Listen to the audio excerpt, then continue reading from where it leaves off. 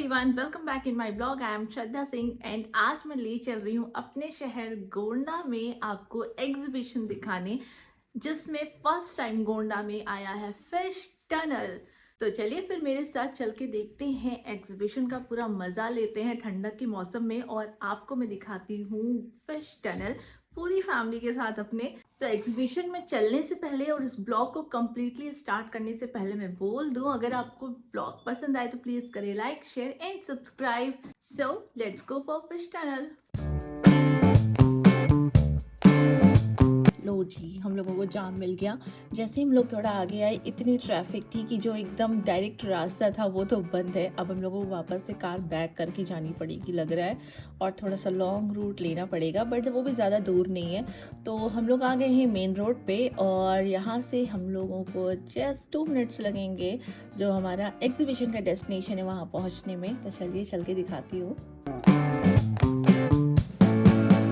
पहुंच गए हम हमारे डेस्टिनेशन पे, यानी गोंडा महोत्सव एवं मेला, और यहाँ पे है आपका फिश टनल भी।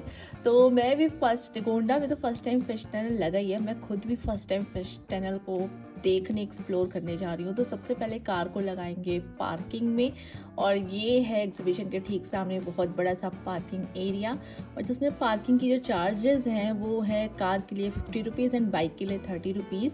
और ये मेरी पूरी फैमिली, काजल, मेरी मम्मी एंड मेरे दूसरी मम्मी यानी मेरी सासू माँ, मेरे हस्बैंड, मेरी पूरी फैमिली एंड वेयर इज़ आदि इज़ हियर, मेरा बच्चा एंड माई सेकेंड बच्चा इज़ गारवी।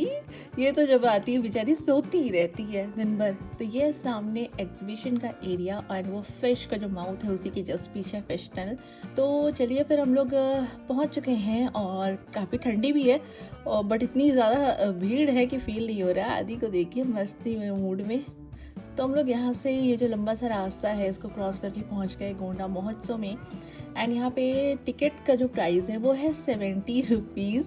तो 70 रुपीज़ में क्या है कि आप फिश टनल और जो एग्जीबिशन है वो पूरा एक्सप्लोर कर सकते हैं। और अगर आपको इन केस फिश टनल नहीं जाना है तो उसके लिए भी 30 रुपीज़ पर हेड आपको चार्ज है, वो डायरेक्ट आप एग्जीबिशन में जा सकते हैं। तो ये ले लिया हम लोगों ने 70 रुपीज़ का टिकट पर हेड, और अब हम चल रहे हैं फिश टनल की तरफ।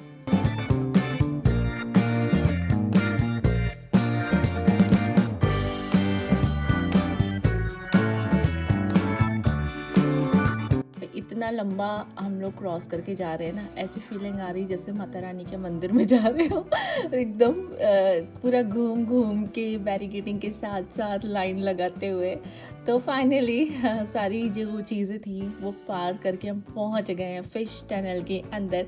तो पहले ना क्या यहाँ एक्वेरियम्स लगे हुए थे, तो मुझे तो लगा है फिश टनल के नाम पे एक्वेरियम दिखा रहे हैं, बेवकूफ़ बना दिया क्या। फिर जब थोड़ा आगे बढ़े तो पता लगा नहीं, पहले आपको ऐसे एक्वेरियम मिलेगा फिर बीच में आपको फिश टनल मिलेगा। तो आप इधर से आप एक्वेरियम का भी मज़ा ले सकते हैं, और अंदर जाने के बाद आपको तो टनल मिल ही जाएगा। तो यहाँ से देखिए काफ़ी कलरफुल लाइट के साथ कलरफुल गोल्डन मछलियाँ जो है ना बड़ी अच्छी लग रही थी, छोटी छोटी क्यूट सी। और आदि को तो फिशेस या कोई भी एनिमल दिखे तो फर्स्ट टाइम बच्चों को काफ़ी एक्साइटमेंट होती है। तो बच्चों के साथ साथ मुझे भी बहुत एक्साइटमेंट थी। और हम लोगों ने क्या किया, मेन एंट्री हम लोग यही समझ के बीच से घुस गए।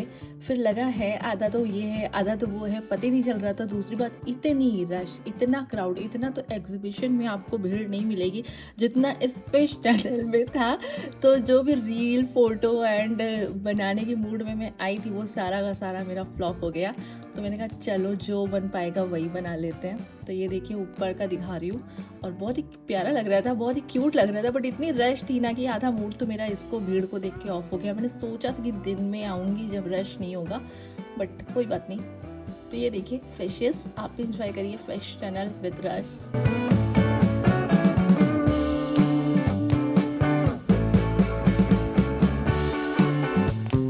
उधर से एक्वेरियम भी दिख रहा है पूरा, मतलब ट्रांसपेरेंट है ना, तो उधर से एक्वेरियम दिख रहा है।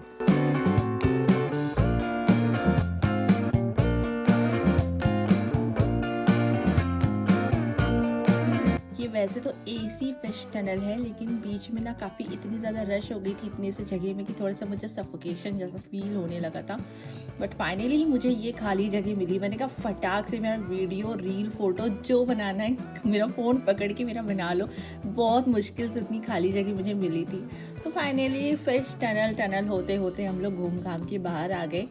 वापस से एक्वेरियम वाले रास्ते से ही यहाँ से हम लोग डायरेक्ट एंट्री मारेंगे एग्जीबिशन के अंदर। तो ये तो था मेरा फर्स्ट एक्सपीरियंस फिश टनल का, जो कि मुझे ओके लगा। बट बेचारे ये पोर्टेबल है, मतलब यहाँ ला के अरेंज करते हैं तो और क्या ही आपको दे देंगे 70 रुपीज़ में, वो भी तो बहुत ही अच्छा था उसके हिसाब से, तो बहुत ही अच्छा था। और इसके बाद कभी मैं रियल वाले टनल में जाऊँगी, क्या पता उसका एक्सपीरियंस जैसा मैंने सोचा है उसके अकॉर्डिंग आए। तो आदि देखिए मस्ती करते हुए फिशेस के साथ। हालांकि लोग बोल रखा था कि डोंट टच द ग्लास, लेकिन अब बच्चों को कौन ही रोक पाता है।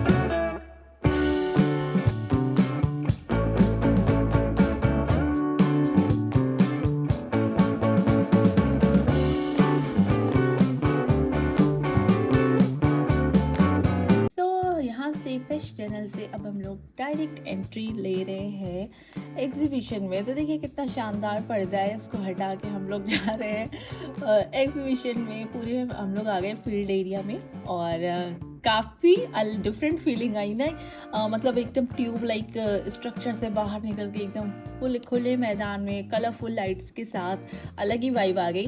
तो उसमें बहुत सारे स्विंग्स आए थे बच्चों के लिए, काफ़ी सारे, ये जैसे आप देख रहे हैं वाटर बोटिंग था और इसमें बच्चे एंजॉय कर रहे हैं। बच्चों के लिए बड़ों के लिए सबके लिए बहुत सारा स्विंग था, लेकिन हम लोगों ने स्विंग्स नहीं ट्राई किए। आदि को मैंने कहा बट वो पता नहीं क्या उसका मूड था, उसने कोई स्विंग नहीं ट्राई किया, ना ही जंप पर ट्राई किए, कुछ नहीं।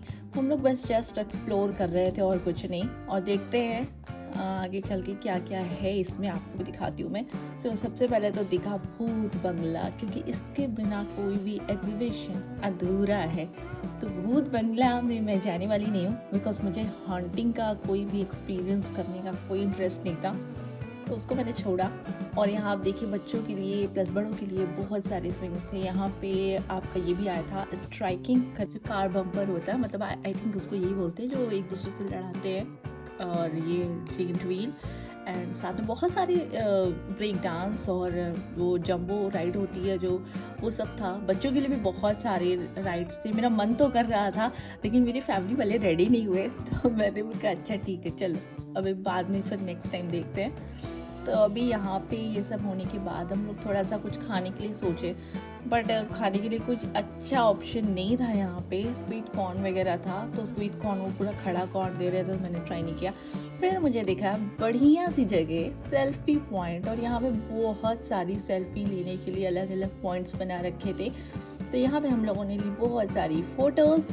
रील बनाने के लिए जगह ढंग की नहीं थी, ढंग की इन द सेंस कि कभी कोई आ रहा था कभी कोई आ रहा था, तो रील बनाने में बहुत डिस्टर्बेंस हो जाती।